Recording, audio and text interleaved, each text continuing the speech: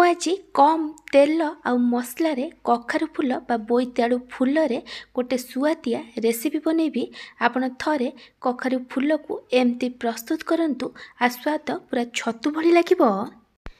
ଆପଣ କଖାରୁ ଫୁଲର ଏହି ରେସିପିକୁ ବହୁତ ସହଜରେ ଆଉ କମ୍ ସମୟରେ ପ୍ରସ୍ତୁତ କରିପାରିବେ। ମୁଁ ଆକୁ ବିନା ପିଆଜ ରସୁଣରେ ବନେଇବି। ଏହାଦ୍ୱାରା ଆପଣ ଯେଉଁଦିନ ପିଆଜ ରସୁଣ ଖାଉନାହାନ୍ତି ସେଦିନ ବି ଆକୁ ପ୍ରସ୍ତୁତ କରି ଖାଇପାରିବେ। नमस्कार, ट्विंकल किचन को आपण मानक स्वागत।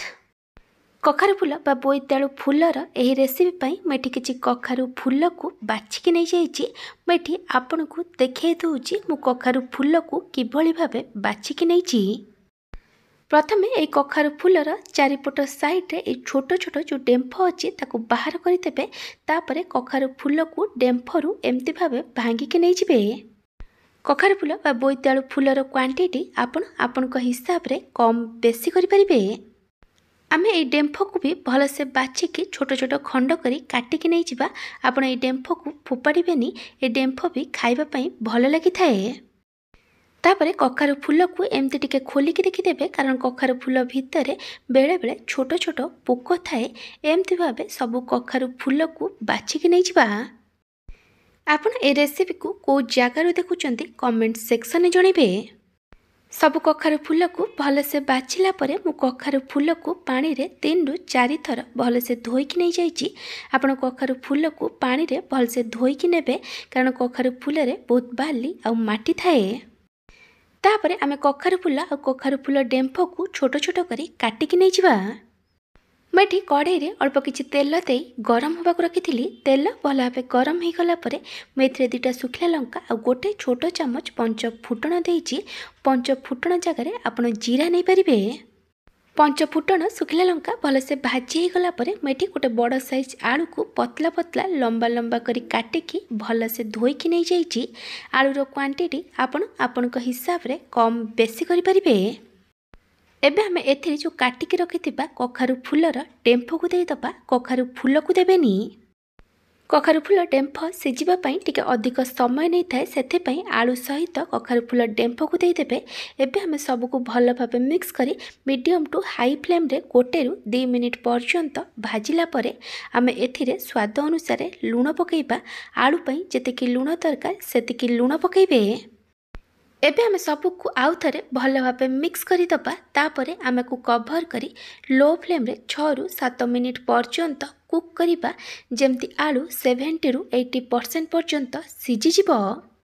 मैं आपन को गोटे छोट रिक्वेस्ट करुच्ची, जदि आपन को ए रेसिपी भल लागिबो ताले को लाइक करिवे, आपन को सांग मानक सहित शेयर करिवे।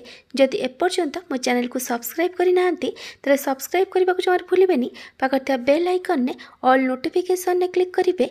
एहा द्वारा मो जो वीडियो आसीबो आपन प्रथमे देखि परिबे। जदि फेसबुक रे देखुचंती ताले फॉलो करबा को जमार भूलिबेनी। 6 रु 7 मिनिट पर मैं घोड़णी काढ़ी देइछि। एबे आमे आलू को आउ थरे भल भाबे मिक्स करि दबा। आलू एठी टिके खरियाई भाजी हो जाइछि आ आलू 80% पर्यंत सिझी जाइछि। एबे आमे एथिरे किछि गुंड मसला पकेइबा। गुंड मसला रे मु पकेइछि 1/3 टेबल स्पून हळदी गुंड, लंका गुंड, गोटे छोट चामच जीरा धनिया गुंड आ गोटे छोट चामच curry powder. Curry powder eighty बिना पियाज रसुण रो अछि। आपन को जेतिकी राग दरकार से अनुसार लंका गुंड नेबे। सबको भल भाबे मिक्स करी हाफ रु 1 मिनिट पर्यंत फ्राई कला परे आमे एथिरे काटिकी रखिथिबा कखारु फूल को देदबा। एबे हमें सबको भल भाबे मिक्स करी आमे को मीडियम टू हाई फ्लेम रे 3 रु 4 मिनिट पर्यंत कुक करिबा, जेमती कखारु फूल आउ आलू भल से सिझी जिवो। आपण को कवर करिबेनी।